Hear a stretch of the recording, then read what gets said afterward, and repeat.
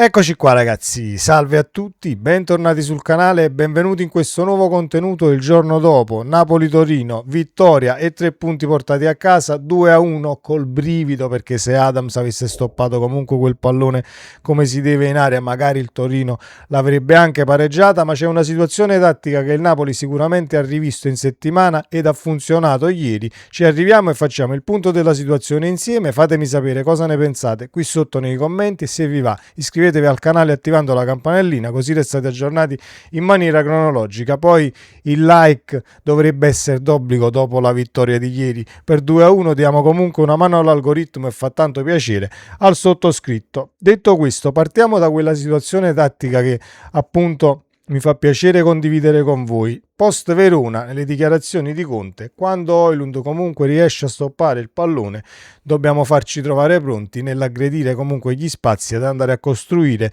dopo che Højlund ha scaricato. Situazione che, a quanto abbiamo visto ieri, soprattutto nella ripresa, ha funzionato molto ma molto bene. È stata rivista in settimana e il Napoli comunque migliora dal punto di vista della pericolosità. Conte nel post partita dice proprio questo: quando riuscite a servire Højlund in profondità cambia la manovra offensiva. Conte dice nasce proprio da quello il modo in cui ti vengono a pressare e come riusciamo a giocare con i centrocampisti, trovare i numeri 10 negli spazi e in base a quello che ovviamente cerchiamo di creare dagli spazi, che poi alcune volte possiamo andare in profondità. Altre volte torniamo incontro, però Rasmus devo dire che ci dà sempre una grande mano nei duelli, ne vince tanti, riesce a tenere tante volte il pallone, ci fa respirare, quindi ci dà una grande mano. Situazione che post Verona era stata analizzata comunque diversamente, dove il Napoli non era praticamente riuscito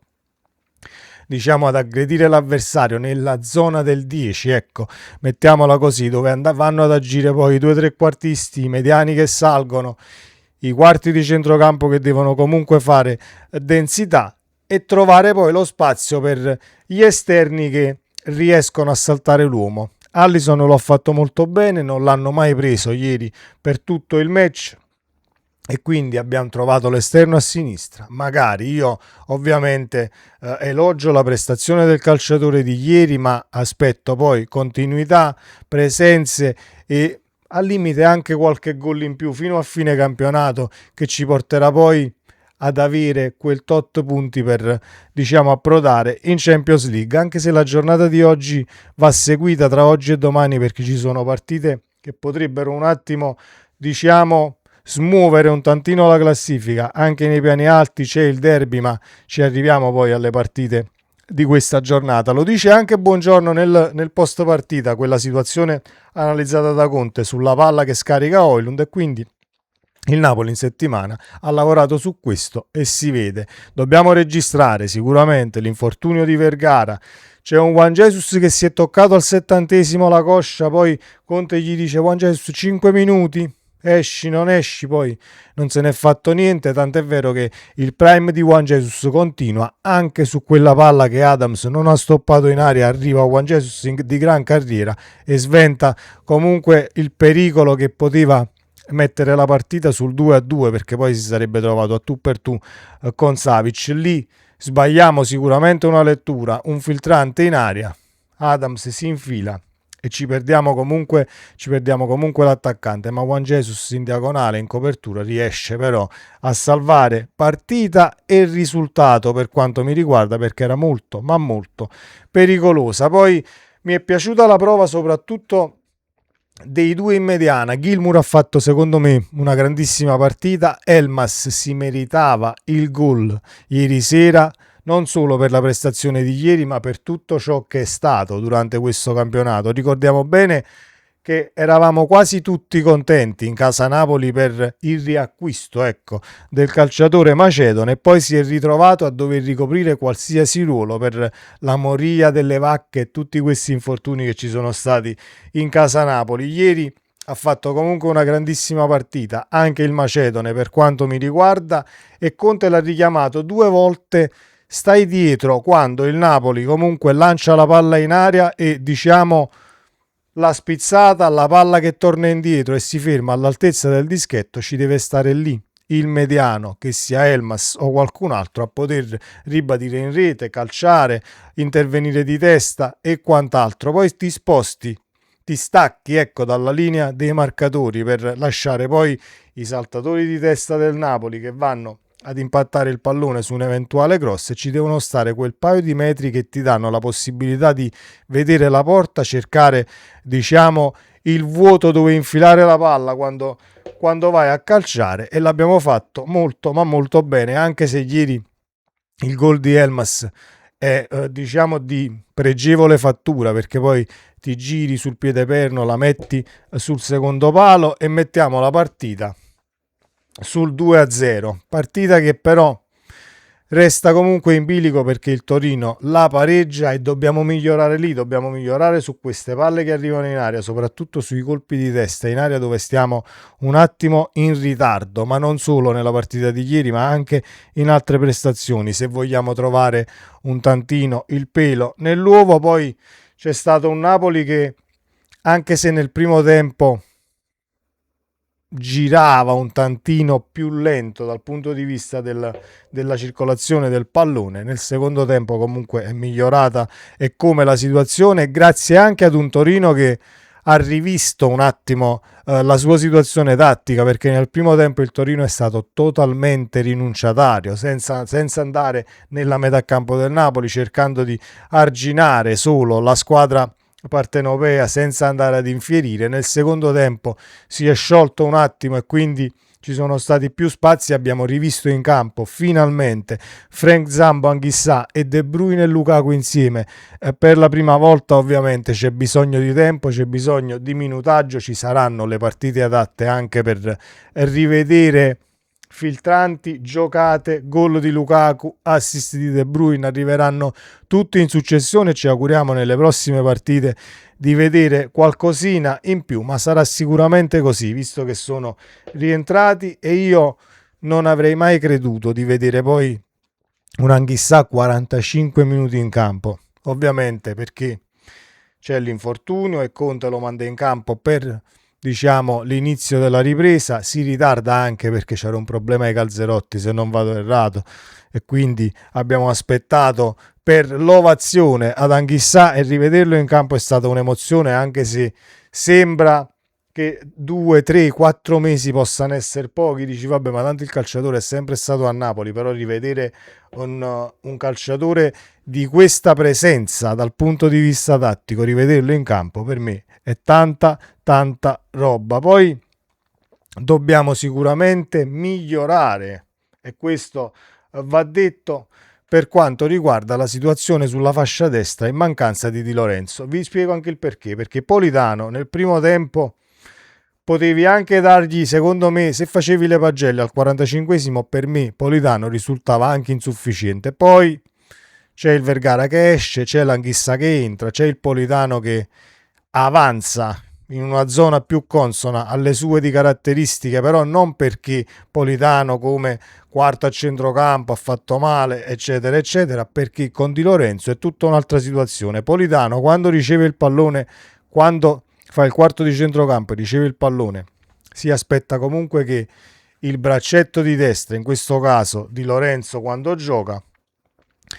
ti dia quella linea di passaggio in verticale in avanti che non c'era ieri, perché Vergara quel movimento non te lo fa, o meglio va comunque registrata una fascia destra nuova tra virgolette per quanto riguarda gli interpreti, e quindi si ritrovava sempre a ritornare indietro, col sinistro appoggiavi dietro e giravi dall'altra parte. Nel secondo tempo è cambiata tutta la zuppa, e addirittura è Politano ad andare su quel pallone di testa per poi, diciamo, scaricare dietro a Elmas che porta il risultato sul 2-0. Vedremo poi i risultati di questa giornata, e la andiamo un attimo a leggere insieme andando a prendere il calendario sia di oggi che di domani. Oggi ci sarà il Como, stasera se non vado errato, sì, ci sarà Cagliari Como alle 15, Atalanta Udinese alle 18, Juventus Pisa stasera alle 20:45. Domani c'è il derby, ma c'è anche una Roma che comunque affronta un Genoa in casa. Potrebbe anche lasciare qualche punto la Roma, cercando poi di smuovere un tantino la classifica anche per quanto riguarda dietro al Napoli, perché dobbiamo comunque fare la corsa su chi è dietro, e su questo Milan che perde il derby, lo vince, a me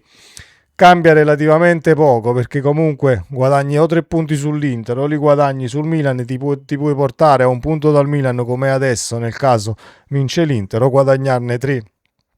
su un Inter nel caso vinca il Milan, ma restano comunque 11 punti di distanza, perché in maniera chirurgica la stagione comunque l'avete indirizzata al momento giusto, prima che il Napoli potesse affrontare questa serie di partite tra virgolette più semplici sulla carta per quanto riguarda gli avversari che vai a affrontare, anche se di semplice c'è relativamente poco nel calcio. Ci teniamo assolutamente, un Alisson imprendibile, e sono rimasto impressionato soprattutto per quanto riguarda il destro-sinistro, quindi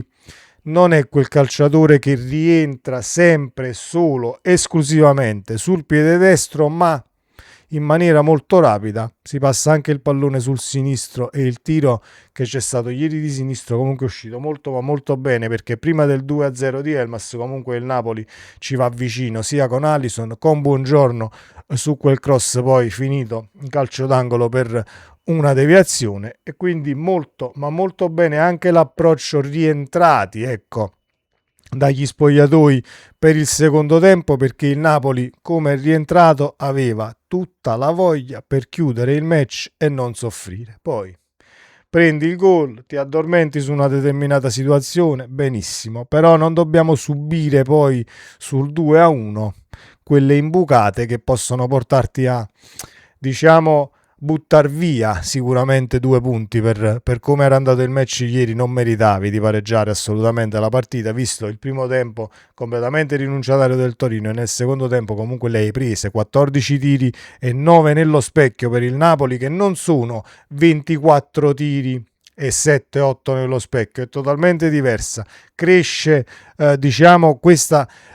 statistica dal punto di vista di centrare la porta, anche arrivandoci meno volte in area di rigore, anche se il Napoli ha coperto molto ma molto bene spazi e tempo che gli è stato concesso col pallone tra i piedi. Questo è quanto per il match di ieri, poi andremo a vedere la situazione per le squadre di oggi. Godetevi la giornata di Serie A, noi abbiamo fatto il nostro e continuiamo e continueremo a farlo fino a fine campionato. L'unica cosa, e concludo, non voglio sentire più nelle conferenze stampe post partita dal mister che dobbiamo sicuramente cercare di arrivare in Champions, però la situazione non è semplice, bisogna vedere che coppa andiamo a giocare l'anno prossimo. Non c'è scelta di che coppa andiamo a giocare l'anno prossimo per quanto mi riguarda. Il Napoli deve per forza esclusivamente entrare in Champions tra le 4, non c'è altra strada. Sarebbe un fallimento totale dal punto di vista economico e anche per la rosa che ha avuto a disposizione arrivare anche quinti e andare in Europa League. Questo è il mio pensiero. Sarò cinico, sarò un criticone, come qualcuno può passare sotto questo video e mi può dire. Benissimo, questo è il mio pensiero, perché dal punto di vista economico e per ciò che è stato fatto sul mercato bisogna portare rispetto ad una società e un presidente che si è messo totalmente a disposizione. Dimenticavo, chiudiamo con questo. Dove sono le voci manna a casa, manna